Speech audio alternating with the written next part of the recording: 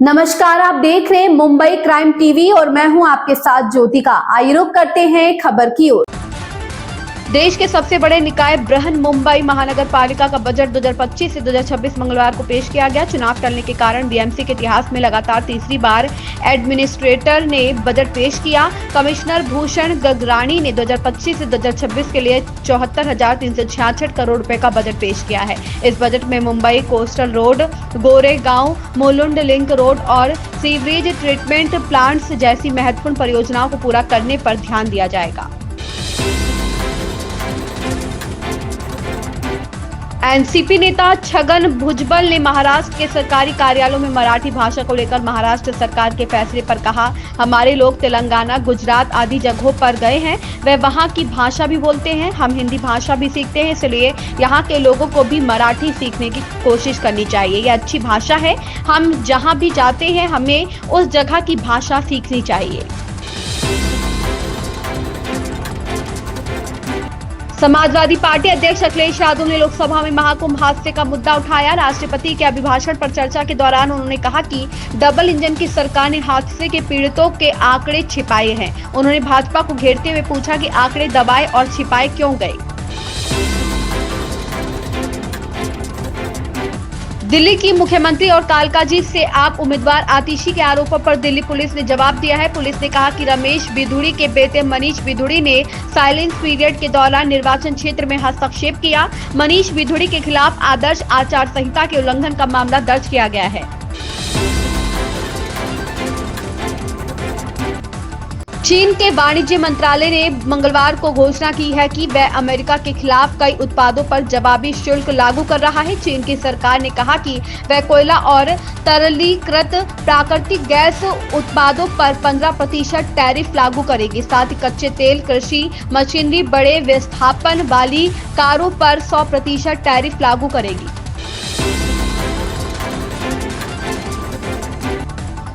अभिनेता आर माधवन ने हाल ही में एक घटना साझा की जिसमें उन्हें फुटबॉलर क्रिस्टियानो रोनाल्डो और क्रिकेटर विराट कोहली की मौजूदगी वाले एआई जनरेटेड वीडियो द्वारा धोखा दिया गया था। अपने एक हालिया साक्षात्कार में अभिनेता ने खुलासा किया कि उन्हें अपनी गलती का एहसास तब हुआ जब विराट की पत्नी बॉलीवुड अभिनेत्री अनुष्का शर्मा ने उन्हें व्यक्तिगत रूप से इस बारे में संदेश भेजा।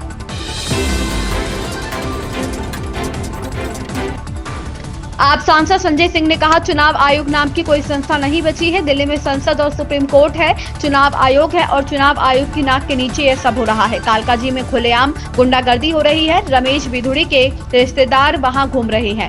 जंगपुरा में भाजपा उम्मीदवार गुंडागर्दी कर रहा है। नई दिल्ली में भी यह सब हो रहा है, लेकिन चुनाव आयोग को यह नहीं दिखता। उल्टा एक महिला मुख्यमंत्री की शिकायत पर उनके खिलाफ एफआईआर दर्ज कर दी गई। अगर यह हाल है तो मुझे लगता है कि निष्पक्ष चुनाव और चुनाव आयोग का कोई मतलब नहीं है। आयोग नाम की कोई संस्था तो बची नहीं है। दिल्ली में सुप्रीम कोर्ट, दिल्ली में संसद, दिल्ली में चुनाव आयोग और उसके नाक के नीचे सब कुछ हो रहा है। खुलेआम कालकाजी में गुंडागर्दी हो रही है। रमेश बिधूड़ी के रिश्तेदार घूम रहे हैं वहाँ पे।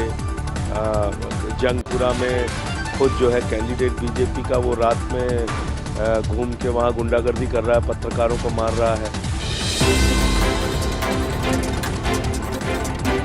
भारतीय टी20 टीम के कप्तान सूर्य कुमार यादव और शिवम दुबे को हरियाणा के खिलाफ रणजी ट्रॉफी के क्वार्टर फाइनल मुकाबले के लिए मुंबई की 18 सदस्यीय टीम में शामिल किया गया है। मुंबई और हरियाणा के बीच 8 फरवरी से मुकाबला होना है। सूर्य कुमार और दुबे हाल ही में इंग्लैंड के खिलाफ खेली गई 5 मैचों की टी20 सीरीज का हिस्सा थे, जिसे भारत ने 4-1 से अपने नाम कर दिया।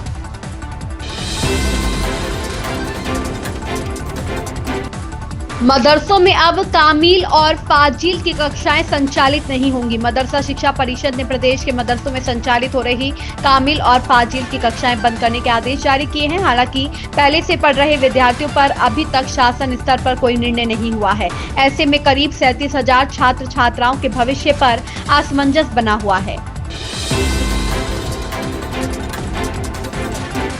लोकसभा में राष्ट्रपति के अभिभाषण पर धन्यवाद प्रस्ताव पर चर्चा में भाग लेते हुए ओवैसी ने कहा, मैं सरकार को आगाह कर रहा हूं कि अगर वक्फ विधेयक इसी स्वरूप में लाया गया तो देश में सामाजिक अस्थिरता आएगी। पूरा मुस्लिम समुदाय इसे खारिज कर देगा, कोई मुस्लिम संपत्ति नहीं बचेगी। इस खबर में बस इतना ही। बने रहिए मुंबई क्राइम टीवी के साथ।